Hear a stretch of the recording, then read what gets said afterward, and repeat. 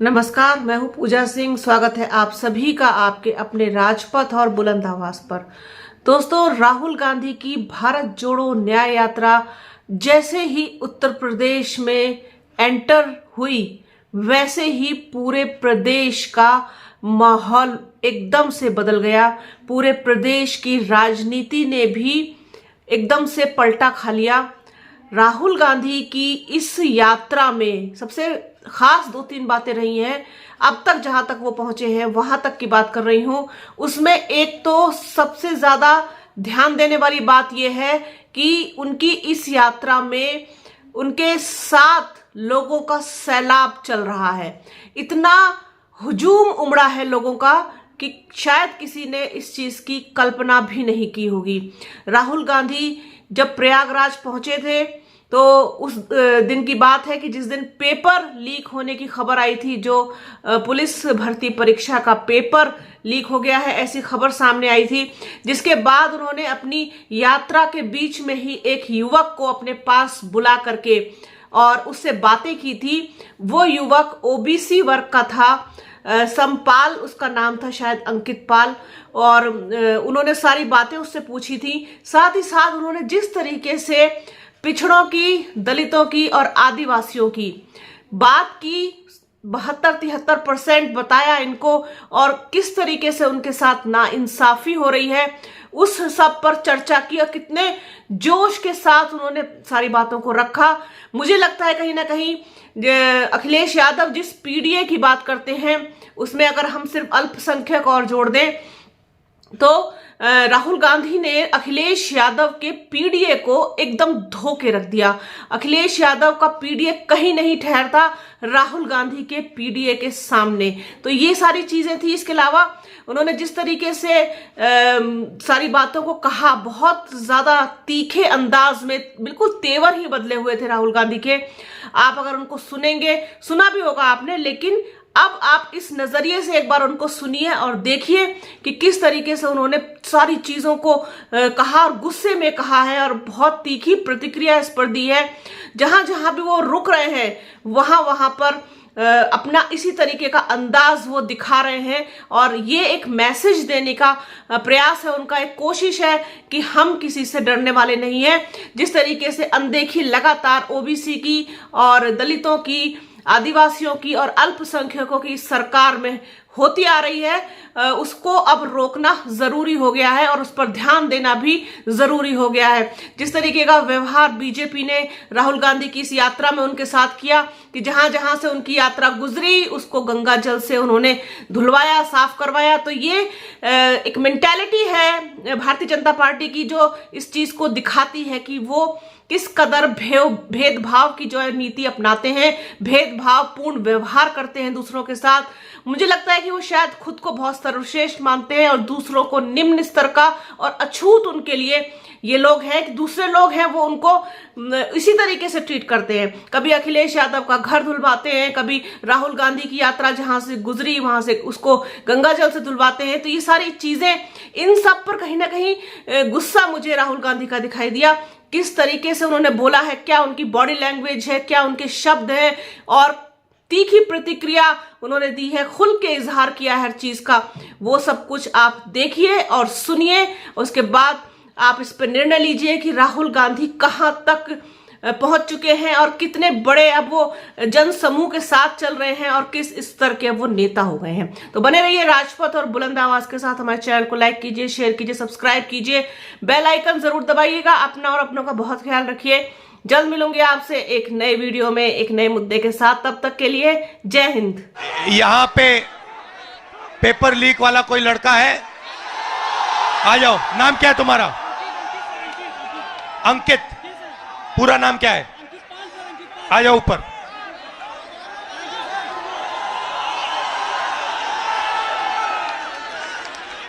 नमस्कार। Thank you sir. कैसे हो? अच्छे है सर, अच्छे है।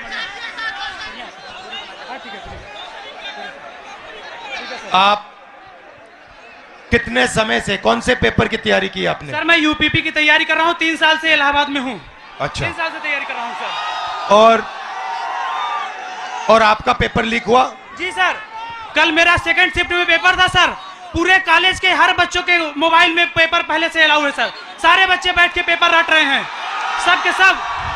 और इसी तरह मेरे बड़े भाई 7 साल से इलाहाबाद में संघर्ष कर रहे हैं। आरओ का पेपर देने गए सर, कमीशन बोल रहा है नहीं है, लेकिन सबके मोबाइल में वो पेपर था सर, सबके मोबाइल में पेपर था।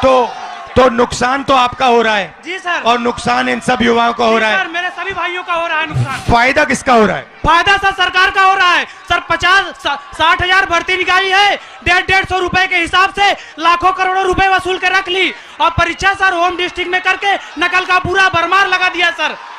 सबने अपने अपने जिले में अपने अपने कॉलेज में सेटिंग किया है, और सब उसी सेटिंग में अपने जो है सर नकल करा रहे हैं और नकल कर रहे हैं। और आपने पढ़ाई में कितना समय दिया और कितना पैसा लगाया? सर मेरा अब तक पढ़ाई में मेरे माता पिता से लाखों रुपए खर्चे हो गए सर। मैं इलाहाबाद में आकर 20,000 रुपए की 2 बार कोचिंग कर चुका हूँ सर। कई बार सर मेरिट 130 क्वेश्चन में 110 करके आने पर भी नकल के भरोसे मेरिट इतनी हाई चली जाती है सर, हम लोग का जॉब नहीं हो पाता है सर। अब बताइए 130 में 110 क्वेश्चन करके आए, फिर भी हम लोग का नहीं हो पा रहा है। आप कौन से वर्ग के हो? हम सर ओबीसी जाल से आते हैं। आप ओबीसी के हो? जी सर। अच्छा, अब अच्छी तरह सुनो। देश में अब अच्छी तरह सुनो, देश में ओबीसी वर्ग कितना है? देश में सर ओबीसी वर्ग लगभग सर 70-60% है। दलित वर्ग कितना है? दलित वर्ग भी सर 60% है लगभग। 60%? जी सर। नहीं, ओबीसी वर्ग 50% है। जी जी सर। दलित वर्ग 15% है, आदिवासी वर्ग 8% है। कितना हुआ सर? पूरा हो गया 73% सर। 73% दलित, आदिवासी, पिछड़े। ठीक है, अब मजे की बात सुनो। पाल जी सच्चाई ये है कि आप पिछड़े वर्ग के हो, जी सर। और इस देश में आप जैसे युवाओं का कोई भविष्य नहीं है। जी सर, जी सर। ये सच्चाई है। मैं आंकड़े हैं, आपको 2-3 आंकड़े देना चाहता हूं। आपकी आबादी 73% है, मगर हिंदुस्तान के सबसे बड़े कंपनियों में 200 कंपनियों में मैंने आंकड़ा निकाला, एक मालिक ओबीसी, दलित, आदिवासी नहीं है, एक नहीं है। मैनेजमेंट टीम में एक आपका आदमी नहीं है। हिंदुस्तान की सरकार के 90 सबसे बड़े आईएएस अफसर के मैंने लिस्ट निकाली, उसमें 3 लोग आपके हैं, 3 दलित है, 1 आदिवासी है। आपकी आबादी 73% और आपकी वहां पे भागीदारी 5%। मीडिया में आपका एक आदमी नहीं है। कचहरियों में, कोर्ट्स में 650 में से आपके 100 हैं। तो आप लोग देश को चलाते हो, आप अपना, और आपका यहां कुछ नहीं है। आपको भड़काया जा रहा है, आपको अंधा किया जा रहा है। मैं आपसे पूछना चाहता हूं, आपने राम मंदिर का फंक्शन देखा? उसमें आपने एक ओबीसी चेहरा देखा?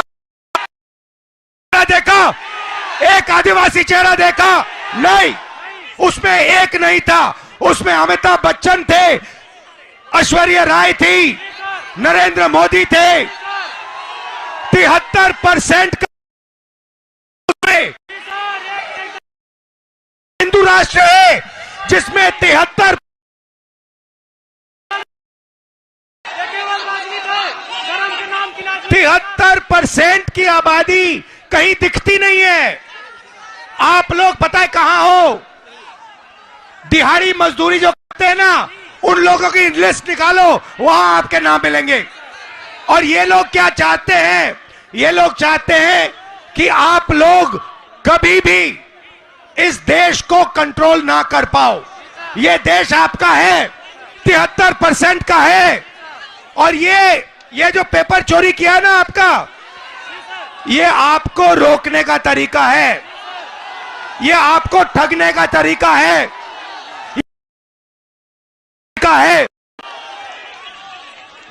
अदानी जी की कौन सी जात है? ओबीसी अदानी, दलित अदानी, आदिवासी अदानी। आप देखो, हिंदुस्तान के किसानों की लिस्ट निकालो, किसानों का ये कभी कर्जा माफ नहीं करते, और ये 10-15 उद्योगपतियों का इन्होंने 14 लाख करोड़ रुपया माफ किया है। आप पढ़ाई के लिए बैंक लोन जाके मांगो, हिंदुस्तान का ओबीसी, दलित, आदिवासी पढ़ाई के लिए बैंक लोन मांगे, जूता मार के बाहर कर देंगे आपको।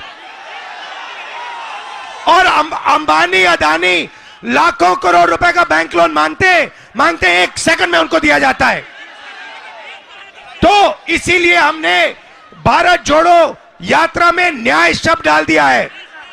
ये आपके साथ जो हो रहा है, आरओ एआरओ एग्जाम के साथ जो हो रहा है, आपके जो पेपर लीक हो रहे हैं, ये अन्याय है, आपके खिलाफ अन्याय है, और ये अन्याय आपके प्रधानमंत्री करवा रहे हैं।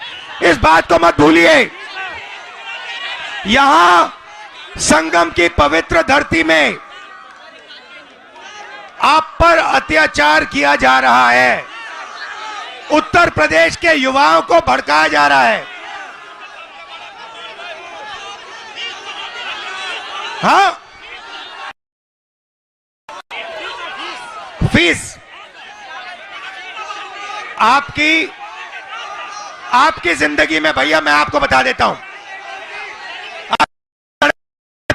बढ़ती जाएंगी। अच्छा,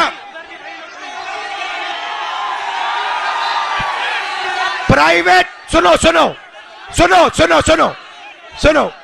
मैं आपको एक चीज बताता हूं, शांत हो जाओ।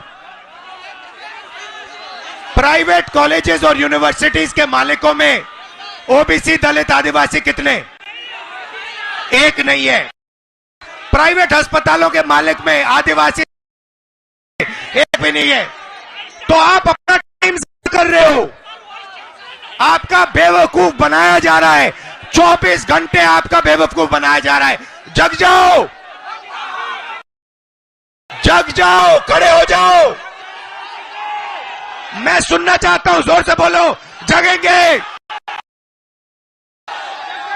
आप संगठित हो गए, एक साथ खड़े हो गए। ये जो युवा हैं, आप खड़े हो गए, आपके साथ। और ये पहले इन्होंने पता है क्या किया? ये छात्र संघ का जो चुनाव होते हैं, आपकी शक्ति लेने के लिए, चोरी करने के लिए, ये सच्चाई है। मैं यहीं इसलिए आया हूं, आपको न्याय दिलवाने। ये जो आपके यूपीएससी का ये पेपर लीक है, इसको मैं उठाऊंगा। आप डरने की कोई बात नहीं है, मगर आप अपना हक मांगो, अपना हक लो। ये देश आपका है, 73% का है। इलाहाबाद यूनिवर्सिटी का चुनाव भी इसीलिए बंद करा दिया गया सर। इलाहाबाद यूनिवर्सिटी का चुनाव भी इसीलिए बंद कराया गया सर। एक भी वाइस चांसलर कभी दलितों ओबीसीओ का नहीं सुनते हैं, वो हमेशा बड़ी जातियों का सुनते हैं सर। कोई काम नहीं होता सर, पढ़ाई टाइम से नहीं होती, विरोध करने पे डांट के निकाल दिया जाता है ऑफिस से सर। बोला जाता है कि सर। तो मैंने, सुनिए, पता है आपका हथियार क्या है? हथियार का नाम जानते हो? जाति जनगणना, ये आपका हथियार है। आपको सबसे पहले पता लगाना है कि आपकी आबादी कितनी, दूसरे नंबर पे आपको पता लगाना है इस देश के धन में आपकी कितनी भागीदारी। आप सुबह उठो और अपने आप से सवाल पूछो, 73% के हाथ में इस देश का कितना धन है? यह सवाल पूछो आप। बोलो। सिर्फ 2% है सबका मिला करके। सभी दलित ओबीसीओ का सिर्फ 2% धन ही सभी के पास है। बाकी सारे इन अडानी, अंबानी, इन पूंजीपतियों के पास पड़ा हुआ है, जो सब पड़ा हुआ है इनके पास सर। और आपको ये आस्ते आस्ते भूखा मार देंगे, आपको भूखा मार देंगे। तो आपको अपना हक लेना है। इसीलिए सबसे बड़ा कदम, और आप अपने सब दोस्तों को बताओ, जाति जनगणना देश का एक्सरे है। इससे सारा का सारा पता लग जाएगा, दूध का दूध पानी हो जाएगा। आप सब यहां आए, दिल से आपका धन्यवाद करता हूं। डरो मत, पीछे मत हटो, आप अपना हक लो। ठीक है, thank you sir. Thank you brother.